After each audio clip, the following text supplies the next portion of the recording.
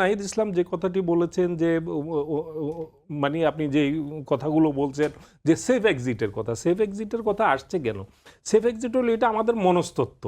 এটা বাংলাদেশের ট্র্যাডিশন অনুযায়ী একটি সরকার যখন যায়, পরবর্তী সরকার এসেই সেখানে নানান ধরনের ছিদ্রান্বেষণ করে, খোঁজ করে, যদি দুর্নীতি হোক বা না হোক, স্বাভাবিকভাবে যদি তাদের প্রতি রুষ্ট থাকে কোনো কারণে, ধরেন আজকের এই সরকারের কোনো একজন উপদেষ্টার প্রতি, যিনি আপকামিং যে পার্টি ক্ষমতায় আসবে, তাদের কেউ কোনো একটা রিকোয়েস্ট করলো, কথার কথা, সে রিকোয়েস্ট করার পরে রিকোয়েস্টটা তিনি রাখলেন না, ক্ষমতায় আসার পর তার প্রতি এক ধরনের প্রতিশোধ নেওয়ার একটা মানসিকতা তৈরি হতে পারে। তো স্বাভাবিকভাবে এ ধরনের ঝুঁকি কেন নেবেন উনি?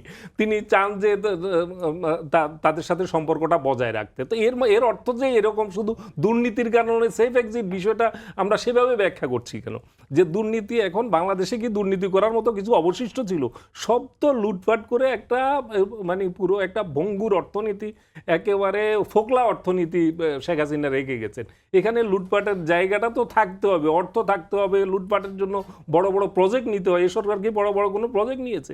বরং বড় বড় প্রজেক্ট থেকে আমরা দেখেছি, যেমন সড়ক বিভাগ থেকে, পদ্মা সেতু থেকে ব্যয় সংকোচন করে সেখান থেকে অর্থ সাশ্রয় করা হয়েছে। তারপরেও বাংলাদেশের দুর্নীতিগ্রস্ত যেভাবে রন্ধ্রে রন্ধ্রে দুর্নীতি প্রসার ঘটেছে, সেখানে আমলা পর্যায়ে কোনো না কোনোভাবে মাঠ পর্যায়ে দুর্নীতি হতে পারে। একেবারে বাংলাদেশ দুর্নীতির মতো দুর্নীতি নির্মূল হয়ে গেছে, এখন কোনো কিছুই হয় না, সবাই ফেরেস্তা হয়ে গেছে, একেবারে তাহাজ্জুদ পড়া লোকজনই দেশ চালাচ্ছে, বিষয়টা তো এরকম না। তো এখানে হবে কিছু দুর্নীতি থাকবে, কিন্তু সেটার মাত্রাটা কত সেটাও আপনাকে বিবেচনা করতে হবে। বড় দাগে দুর্নীতি করতে হলে বড় প্রজেক্ট নিতে হয়। এই সরকারের সময়ে কি সেরকম বড় কোনো প্রজেক্ট বাস্তবায়ন হয়ে গেছে?